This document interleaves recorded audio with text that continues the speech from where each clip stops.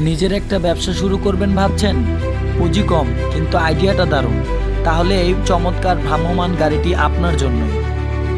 কম খরচে নিজের ব্যবসা শুরু করতে এখন আর দোকান ভাড়া নেওয়ার কোনো টেনশন নেই। আমাদের ওয়ার্কশপে আমরা তৈরি করছি কাস্টমাইজড ফুড কার্ট, কাপড়ের দোকান বা যে কোনো ভ্রাম্যমাণ গাড়ি।